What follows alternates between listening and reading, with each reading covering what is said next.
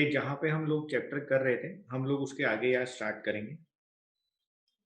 आप लोग जल्दी से हेडिंग डालो कि आफ्टर इंडिपेंडेंस इंडिया ने, चाइना ने और पाकिस्तान ने अपने लिए डेवलपमेंट स्ट्रेटजीज क्या-क्या रखी।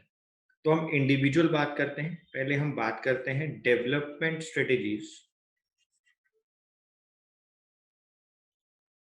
डेवलपमेंट स्ट्रेटजीज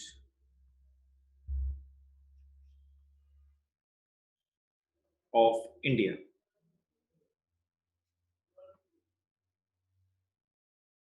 हम लोग बात करते हैं development strategies of India, India की डेवलपमेंट स्ट्रेटजीज के बारे में।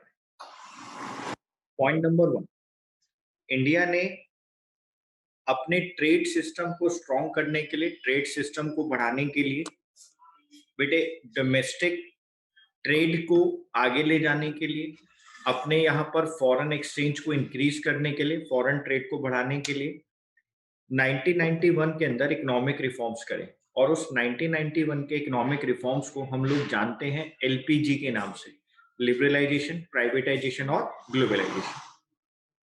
तो बच्चे लिखेंगे sound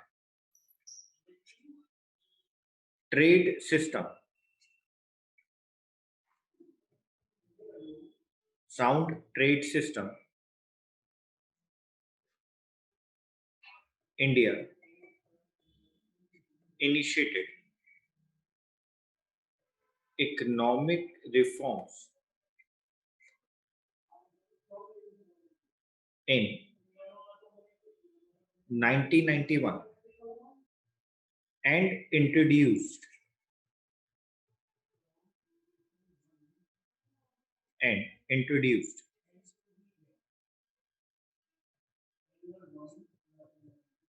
globalization, liberalization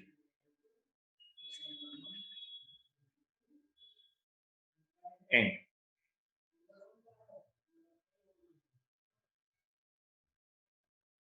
privatization as measure to encourage global and domestic trade.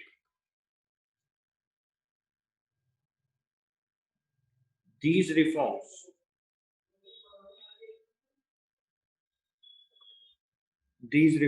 formed a basis of a sound trade system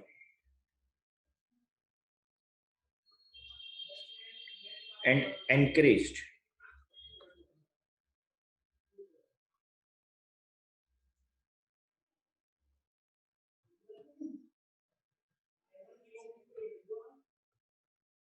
economic growth. Point number 2, LPG को लेकर आए हम लोग 1991 के अंदर, जिसके अंदर हम लोगों ने ग्लोबलाइजेशन की बात करी, लिबरलाइजेशन की बात करी, प्राइवेटाइजेशन की बात करी as a measure to encourage global and domestic trade. हम लोगों ने अपने ग्लोबल और डोमेस्टिक ट्रेड को इंक्रीज किया। These reforms form the basis of a sound trade system. Economy के अंदर साउंड ट्रेड सिस्टम आया और इकोनॉमिक ग्रोथ को एनकरेजमेंट मिला।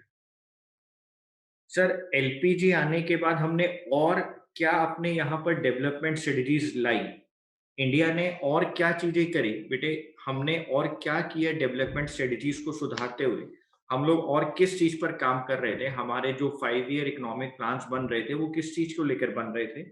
उसमें सेकंड पॉइंट था बेटा रिडक्शन इन पॉवर्टी।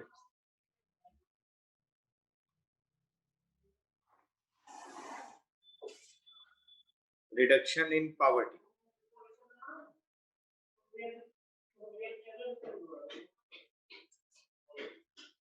हमने पॉवर्टी वाले चैप्टर में बहुत सारे प्लान्स पढ़े पॉवर्टी को रिड्यूस करने के लिए। हाँ सर, तो India has adopted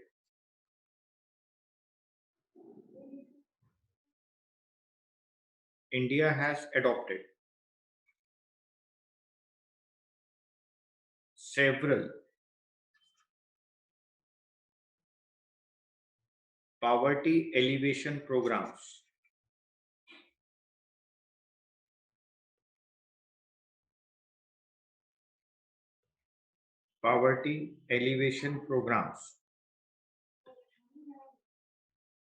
to reduce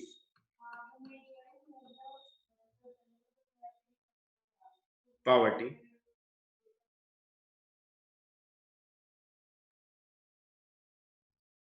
in India.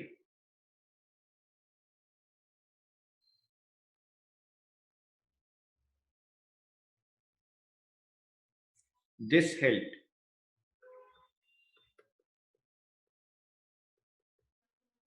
in increasing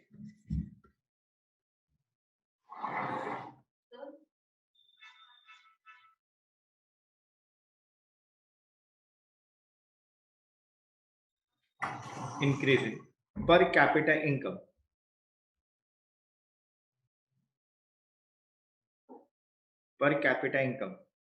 and sir ये सारी बातें कहीं ना कहीं हमने पावर्टी वाले चैप्टर में लिखी हैं। हाँ बेटे, मैं सिर्फ आपको ये बताना चाह रहा हूँ कि जब हम लोग इंडिपेंडेंस के बाद हमने कौन कौन सी स्ट्रेटेजीज को अपनाया है इंडिया को डेवलप करने के लिए।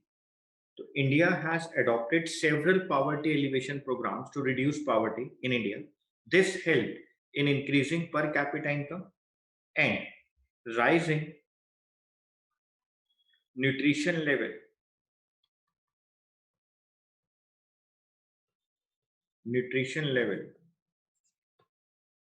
of poor person.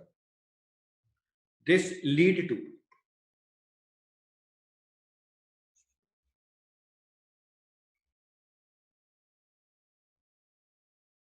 subsequent fall in percentage of absolute poverty या absolute poor in some states. बेटे पावर्टी एलिवेशन प्रोग्राम्स को चलाने से सब्सिक्वेंट फॉल हुआ है परसेंटेज के अंदर जो एब्सोल्यूट पुअर का था कुछ स्टेट्स के अंदर in some states. Sir poverty reduce होने से और क्या काम हुआ, हमने और किस चीज के ऊपर काम करा? बेटे हम लोगों ने काम करा रूरल डेवलपमेंट पर, हम लोगों ने काम किया रूरल डेवलपमेंट पर, rural development under this strategy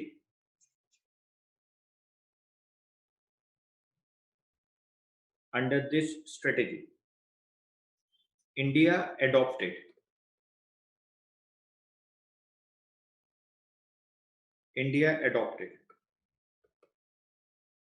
various measures for the development of areas that were lagging behind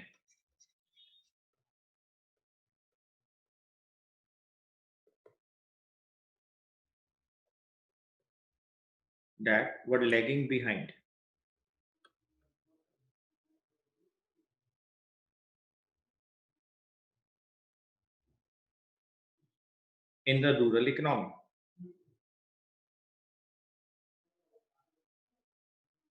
by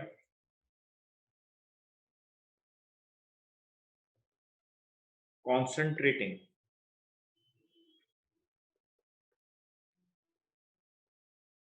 on key areas. Overall rural development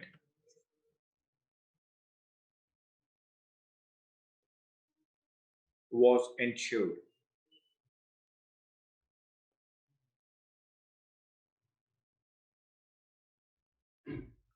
Under this strategy, India adopted various measures for the development of areas that were lagging behind in the rural economy. हमने उन areas की भी बात करी, rural areas की जिनकी economy बहुत पीछे थी, हमने वहां डेवलपमेंट के काम करे। हमने वहां पर की एरियाज पे काम किया, की एरियाज को कंसंट्रेट किए ओवरऑल रूरल डेवलपमेंट के लिए, और जिस बात को हमने इंश्योर भी की। सर हमने और क्या काम करे बेटे, हम लोगों ने ऐसे प्रोग्राम्स बनाए जिसकी वजह से एम्प्लॉयमेंट जनरेशन हो, employment generation, employment generation, several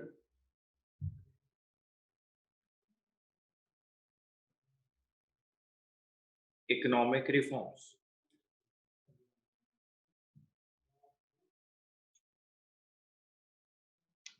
several economic reforms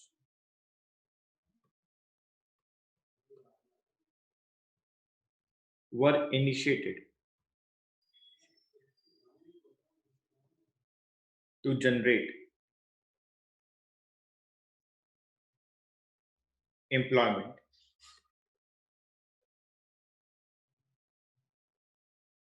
in the country. Many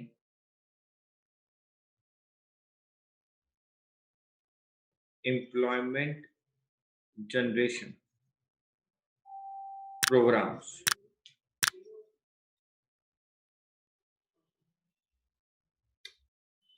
many employment generation programs were also initiated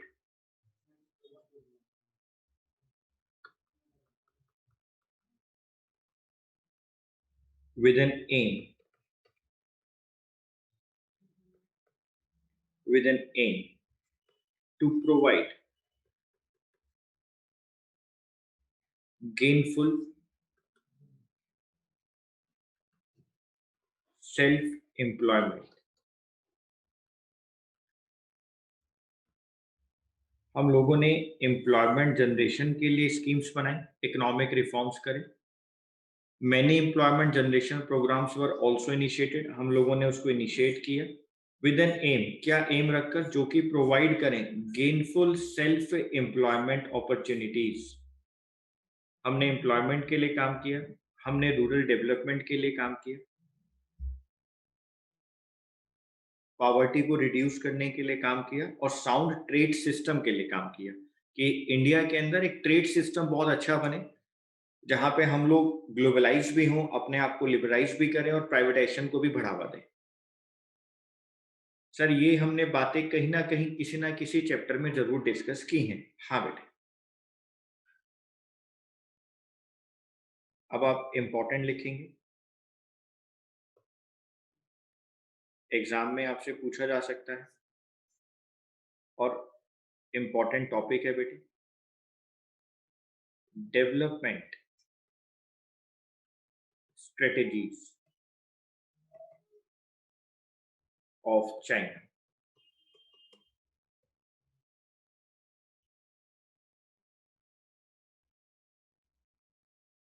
development strategies of China.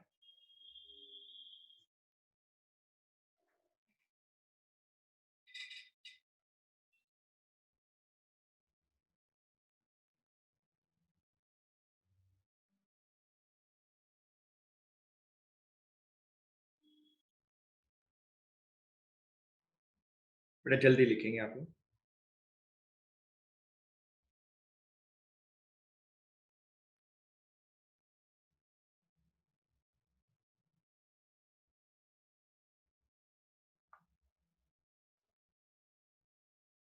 ठीक है बेटे,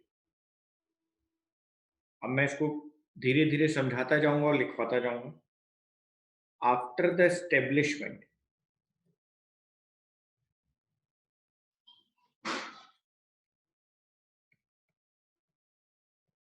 after the establishment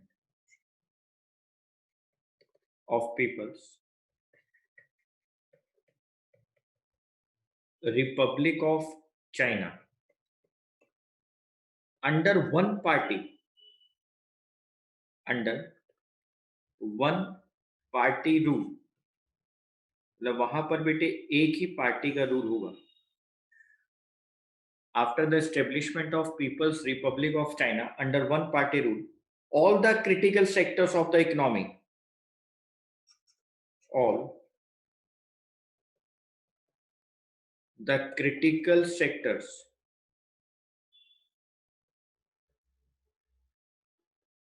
of the economy, enterprises,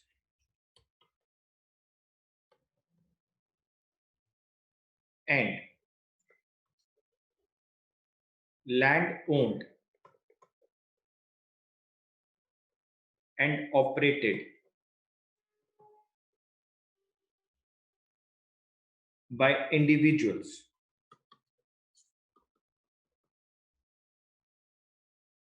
were brought under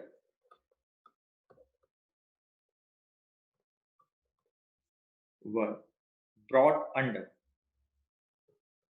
government control. ये सबसे important है।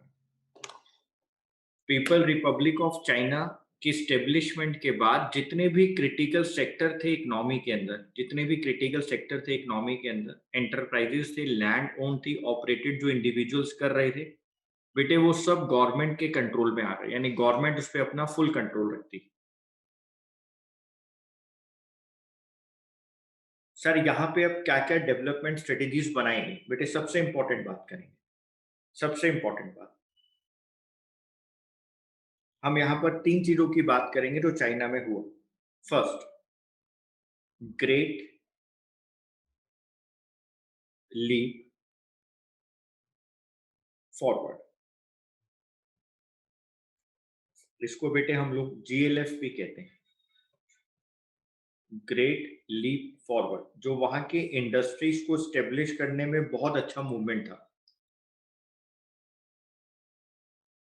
ये बेटे एक ऐसा कैंपेन था जिसको इनिशिएट किया गया 1958 के अंदर, और जिसका पर्पस क्या था कि आप चाइना के अंदर किसी भी तरीके से इंडस्ट्रीज को स्टेब्लिश करो मैसिव स्केल पर।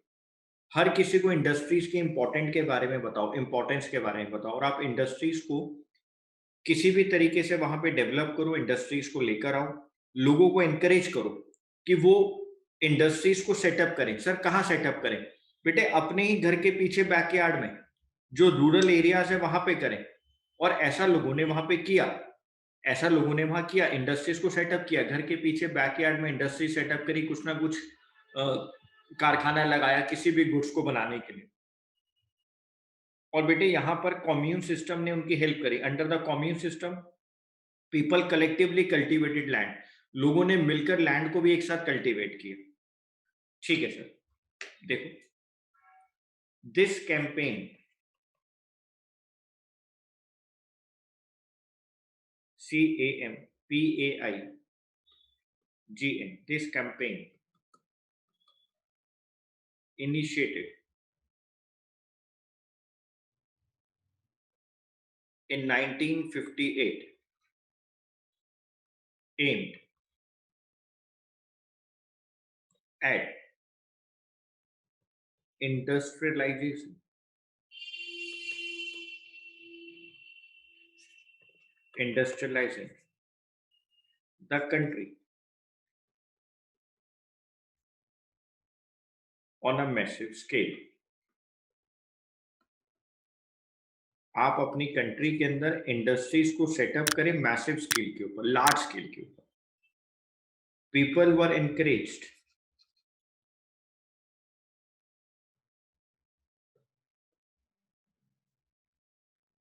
people were encouraged to set up industries in their backyards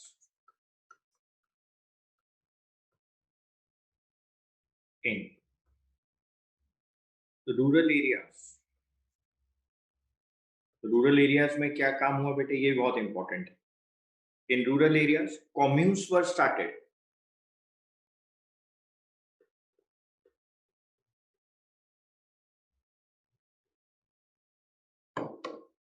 communes were started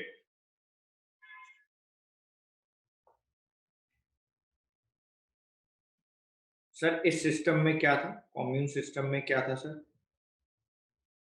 under this system, under the commune system,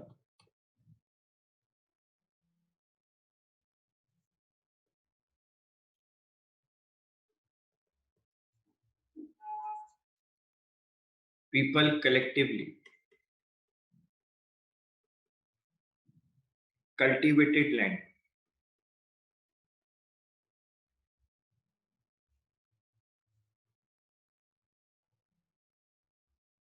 लोग मिलकर लैंड को कल्टीवेट करने लगे। लेकिन बेटे इस कैंपेन के अंदर कुछ मुश्किलें आई, कुछ प्रॉब्लम्स आई। वो प्रॉब्लम्स क्या थी वो हम लोग यहाँ पर डिस्कस कर रहे हैं। वो प्रॉब्लम्स क्या थी, इंपॉर्टेंट प्रॉब्लम्स थी बेटे, वो भी आपको याद रखना कि वो प्रॉब्लम्स क्या थी। However,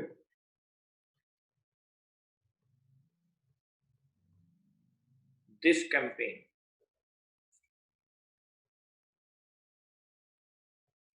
met with many problems.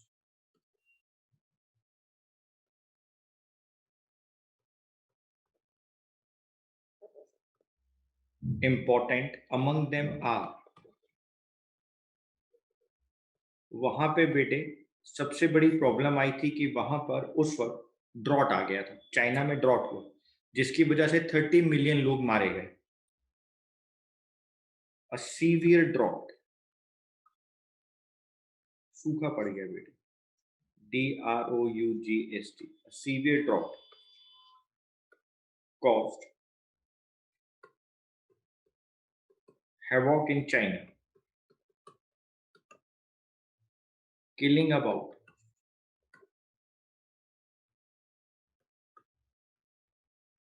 30 million people.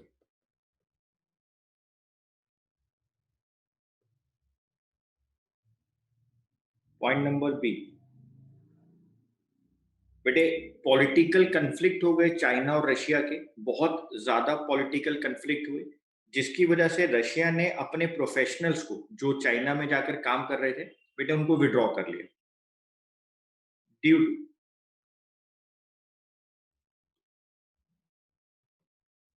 A political conflict, Russia withdraw its professionals from China,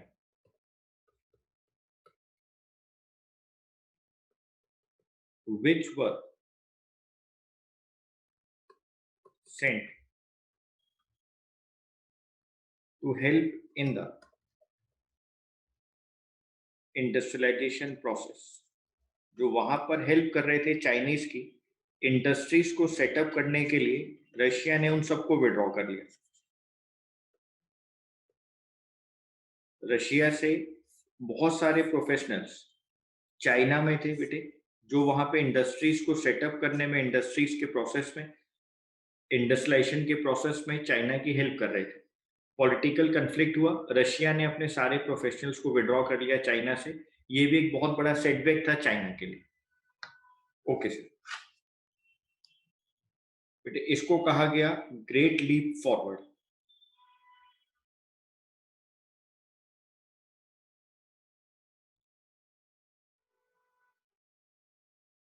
बेटे next important point, point number 2, great proletarian, PROLETARIAN, proletarian culture revolution. ये बेटे 1966 से 76 आया। पहले तो हम एक बात करें बेटे, हम ना इसका मतलब जान ले पहले। जो यहाँ पर वर्ड लिखा है प्रोलेटेरियन, बेटे पहले आप यहाँ पे वर्ड लिखो प्रोलेटरेट, PROLETARIAT।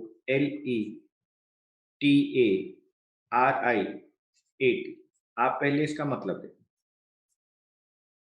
प्रोलेटरेट।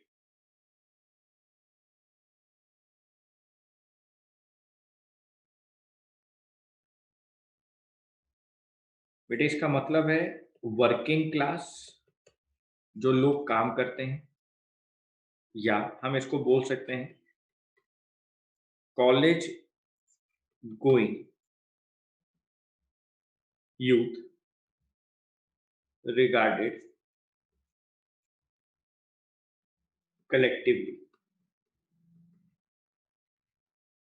जो कॉलेज में जाने वाला यूथ है, हम जब उसको कलेक्टिवली देखते हैं, या जो आपकी कंट्री के अंदर वर्किंग क्लास है, बेटे उसका मतलब होता है प्रोलेटरेट। अब ये फॉरवर्ड रिवॉल्यूशन क्या था, ग्रेट प्रोलेटेरियन कल्चरल रिवॉल्यूशन क्या था?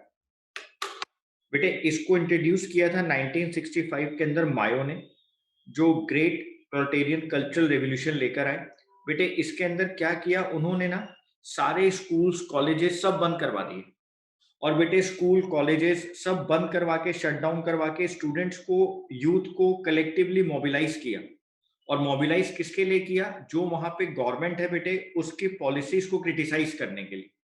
आप सोचो बेटे, मैं सब जगह भी इंडिया में स्कूल कॉलेजेस बंद हो जाए, पूरा यूथ कलेक्ट हो जाए, वर्किंग क्लास पूरी कलेक्ट हो जाए बेटे, और वो कलेक्टिवली मूवमेंट शुरू कर दें गवर्नमेंट के अगेंस्ट, क्रिटिकल मूवमेंट स्टार्ट हो जाए गवर्नमेंट के अगेंस्ट। बेटे बस इसी को कहा गया great proletarian cultural revolution. Okay sir, लिखेंगे बच्चे। इन 1965, in 1965 Mayo introduced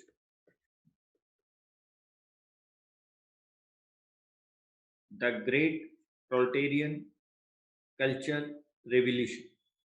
कब शुरू हुआ? 1966 से 76। इसके अंदर क्या हुआ? Under which, under which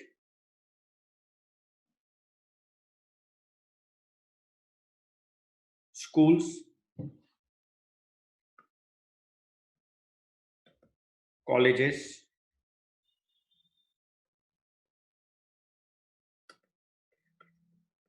universities were shut down,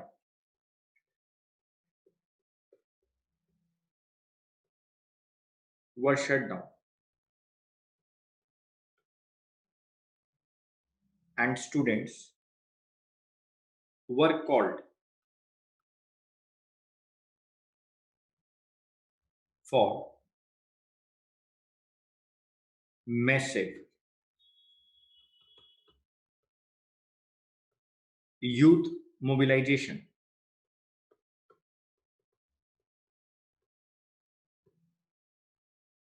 with purpose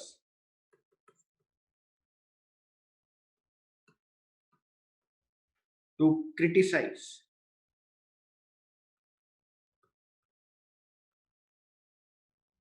party leaders,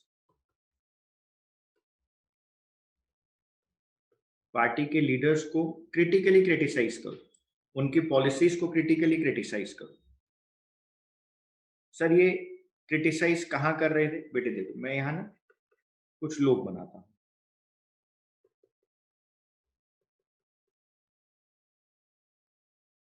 इनके हाथ में लाल किताब पकड़ो।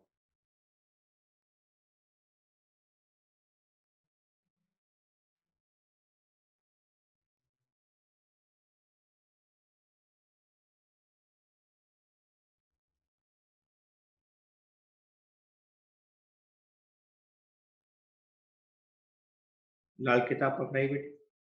जी सर, हमने पकड़ा दी।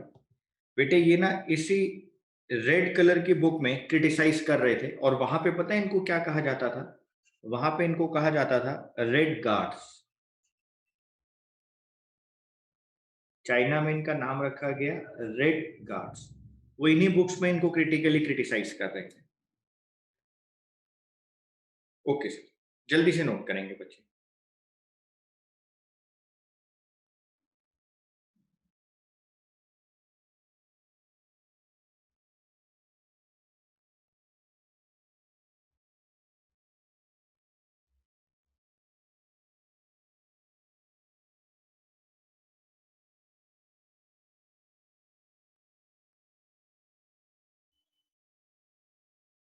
बेटा जल्दी करेंगे आप लोग प्लीज।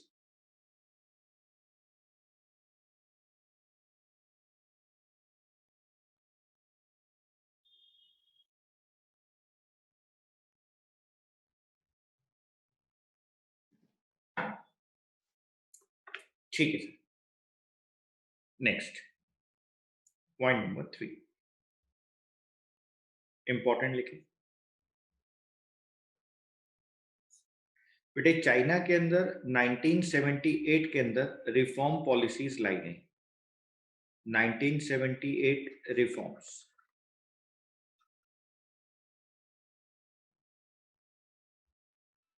बहुत सारे रिफॉर्म्स लेकर आए। हम 91 में लाए, वो 1978 में लाए। Since 1978 China began to introduce many reforms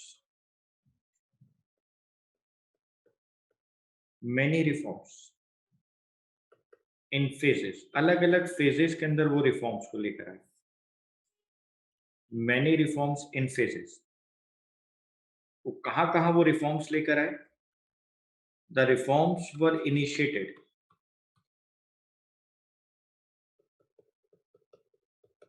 the reforms were initiated in agriculture,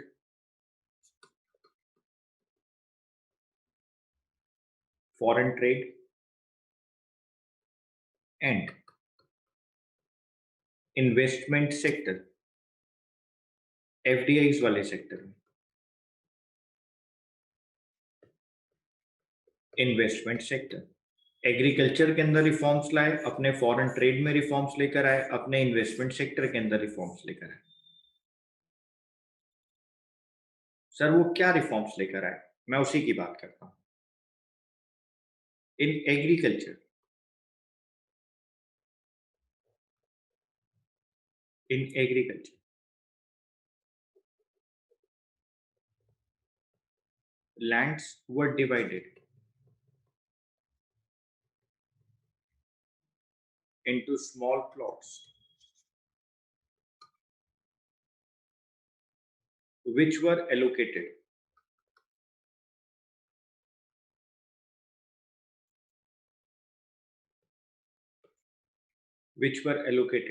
to individual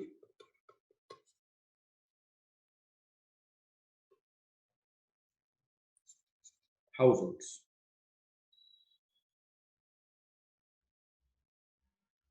In agriculture, lands were divided into small plots which were allocated to individual households. Her individual households को वो allot कर दी गई।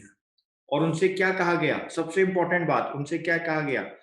They were allowed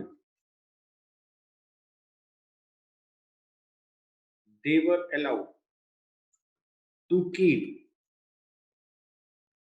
all income from land, कि आप agriculture करें और सारी income अपने पास रख लें। बस आप क्या करें? आफ्टर पेइंग टैक्सेस, यानी गवर्नमेंट को ईमानदारी से टैक्सेस पे कर दें। बेटे गवर्नमेंट के पास अगर ईमानदारी से टैक्सेस चले जाएं तो गवर्नमेंट की इनकम तो अपने आप होगी। कितना इंपॉर्टेंट बेटा उन्होंने यहाँ पे काम किया। एग्रीकल्चर लैंड्स को छोटे छोटे प्लॉट्स में डिवाइड करा, इंडिविजुअल्स को अलॉट कर दिया, एलोकेट कर दिया, ये ए की, ये बी की, ये सी की, ये डी की, ये ई की, और उनको कहा इस लैंड के ऊपर आप लोग काम करें, सारी इनकम आपकी, बस आप गवर्नमेंट को टैक्स पे कर दें ईमानदारी से। Okay sir. उसके बाद देखो इंडस्ट्रीज के अंदर उन्होंने क्या काम करा। In later phase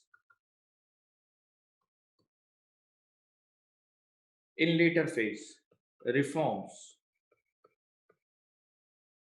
were initiated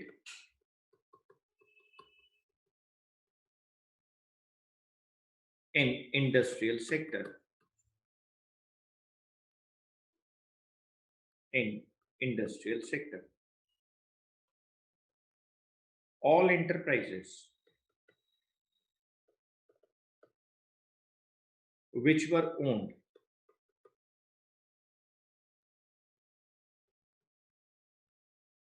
and operated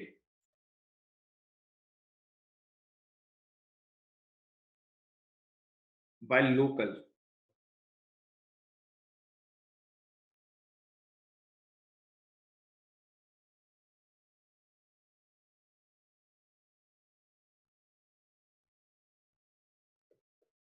collectives in particular area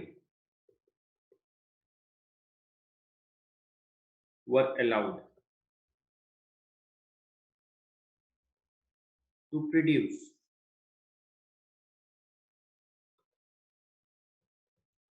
goods. In later phase, reforms were initiated in industrial sector. All enterprises which were owned and operated by local collectives in particular area, जो अलग अलग काम कर रहे थे, operate कर रहे थे बेटे, अलग अलग इंडिविजुअल्स, उनको कहा कलेक्टिवली काम करें एक पर्टिकुलर एरिया में और उनको अलाउ कर दिया कि आप गुड्स को प्रोड्यूस कर, मिलके गुड्स प्रोड्यूस कर.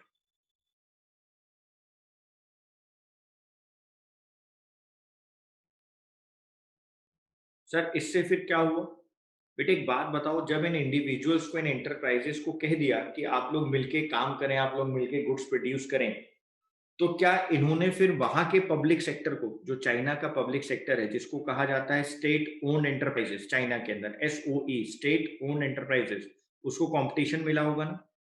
यानी सर वहां के पब्लिक सेक्टर को फिर कंपटीशन मिला होगा. हाँ बेटे, at this stage,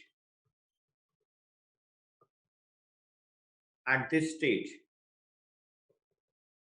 enterprises owned by government known as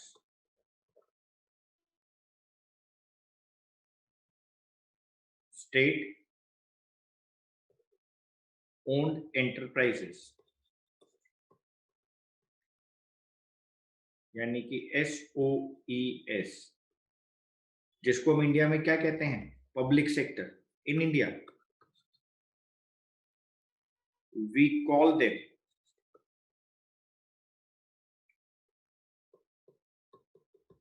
public sector enterprise, were made to face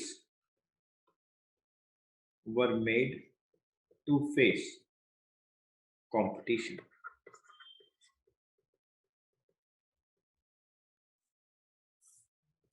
वहां के पब्लिक सेक्टर को कंपटीशन फेस करना पड़ा. अब हम लिखेंगे बेटे और इंपॉर्टेंट बात,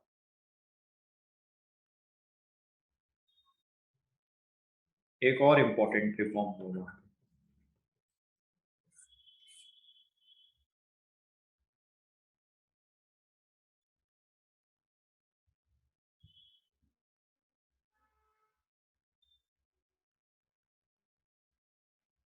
Prices were fixed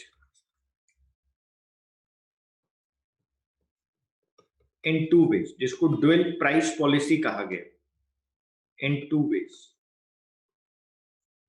मैं ब्रैकेट में लिख दूं, इसको कहा गया dual price policy. Farmers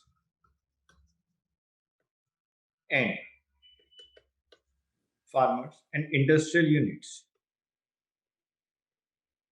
were required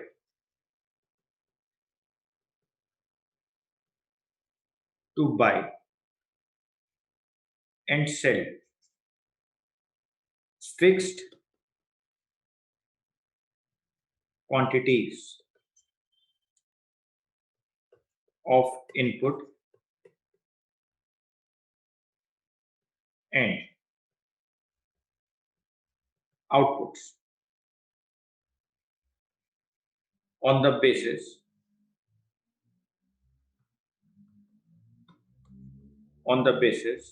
of prices fixed by the government, and the rest were purchased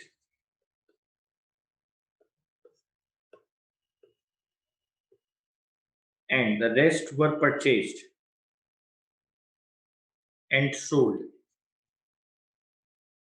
at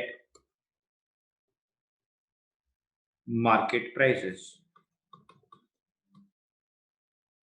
Over the years,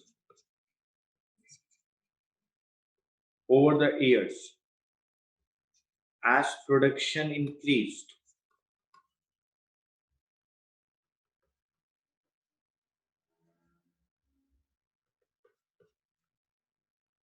the proportion of goods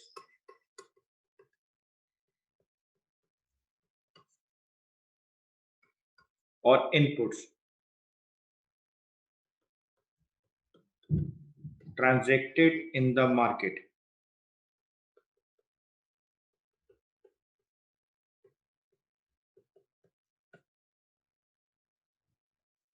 also increased. Market share increase होने लगा.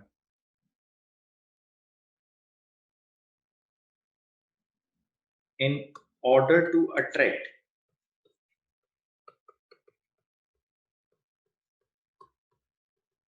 foreign investors, special economic zone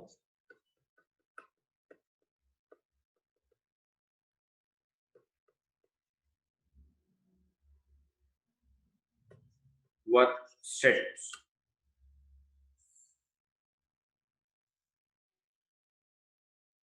SEZ. Dual price policy के अंदर दो तरीके से price fix किए गए. Farmers और इंडस्ट्रीज को कहा गया were required to buy and sell fix quantities. Government ने फिक्स कर दी बेटे इनपुट एंड आउटपुट. आप वो जो गवर्नमेंट प्राइस फिक्स करेगी आप उसी पे खरीदोगे और उसी पर बेचोगे. क्वांटिटी भी गवर्नमेंट के अकॉर्डिंग, इनपुट का प्राइस भी गवर्नमेंट के अकॉर्डिंग, आउटपुट का प्राइस भी गवर्नमेंट के according.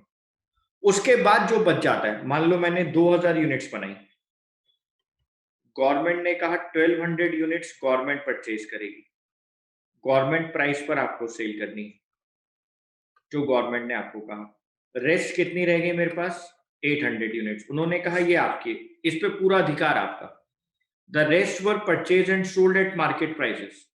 Over the years production increase होने लगा क्योंकि गवर्नमेंट ने कुछ क्वांटिटी को परचेज किया. इनपुट प्राइस भी गवर्नमेंट ने बताया, आउटपुट प्राइस भी गवर्नमेंट ने बताया. उसके बाद जो आउटपुट आपके पास बच गया वो इंडिविजुअल खुद जाने बेटे जिसको आप ऑपरेट कर रहे हैं. इस वजह से वहां पर प्रोडक्शन इंक्रीज हुआ. प्रोडक्शन के इंक्रीज होने के बाद प्रपोर्शन ऑफ गुड्स और इनपुट्स भी मार्केट में ज्यादा आने लगे और उन्होंने फॉरेन इन्वेस्टर्स को अट्रैक्ट करने के लिए स्पेशल इकोनॉमिक जोन भी बना दिए, एसईजेड, जिसको हम लोग 91 में जाकर समझ पाए. वो 78 में उस बात को समझ चुके थे कि जब तक फॉरेनर्स किसी कंट्री में आकर, रेस्ट ऑफ द वर्ल्ड किसी कंट्री में आकर इन्वेस्ट नहीं करेगा बेटे, तो बेटे वहां पर डेवलपमेंट के काम में हमेशा परेशानी आएगी. Okay sir.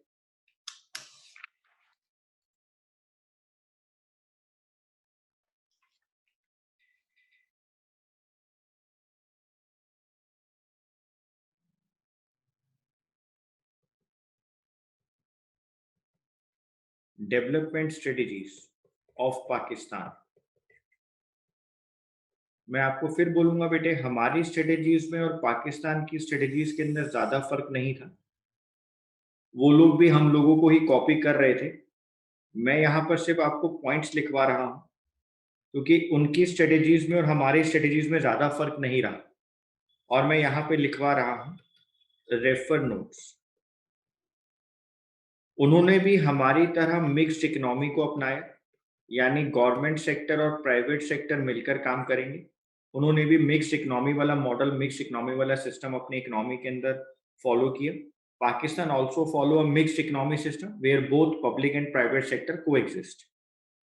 उन्होंने भी बेटे इंपोर्ट सब्स्टिट्यूशन पे काम किया. आप लोग याद करो, हम लोगों ने बेटे इंपोर्ट सब्स्टिट्यूशन पॉलिसी के बारे में पढ़ा था. उन्होंने भी बेटे अपने यहाँ पर गुड्स को बनाने के लिए बात करी. उन्होंने कहा कि हम लोग अपनी इकोनॉमी के अंदर ही गुड्स को बनाएं. कुछ रेगुलेटरी पॉलिसी फ्रेमवर्क बनाए गए 1950s 60s के अंदर जहां पे इंपोर्ट सब्स्टिट्यूशन की बात की गई कि हम लोग वहां पर बेटे मतलब अपने इकोनॉमी के अंदर ही गुड्स को प्रोड्यूस करें. इकोनॉमी के अंदर ही हम लोग गुड्स को खुद ही प्रोड्यूस कर लें जिससे कि हम लोग दूसरी इकोनॉमी के ऊपर डिपेंड ना हो। और यहाँ पर उन्होंने बेटे मैन्युफैक्चरिंग यूनिट्स की बात करी, जहाँ पे कंज्यूमर गुड्स की बात की गई, ड्यूरेबल गुड्स की बात की गई, जिससे कि हम लोग किसी दूसरी इकोनॉमी पर, दूसरी कंट्री पे डिपेंड ना हो। इंडिया में भी ग्रीन रेवोल्यूशन आया बेटे, वहां पर भी ग्रीन रेवोल्यूशन आया। इंडिया में भी ग्रीन रेवोल्यूशन की बात हुई, वहां पर भी बेटे ग्रीन रेवोल्यूशन आया। सेल्फ सफिशिएंसी इन फूड को लेकर वहां पर भी ग्रीन रेवोल्यूशन हुआ था, जो वहां पर फूड ग्रेन्स के अंदर बहुत ज्यादा आउटपुट के अंदर इंक्रीमेंट हुआ था, इंक्रीज हुआ था। बेटे उन्होंने भी अपनी कैपिटल गुड्स इंडस्ट्री को नेशनलाइज किया। Nationalisation of capital goods industries.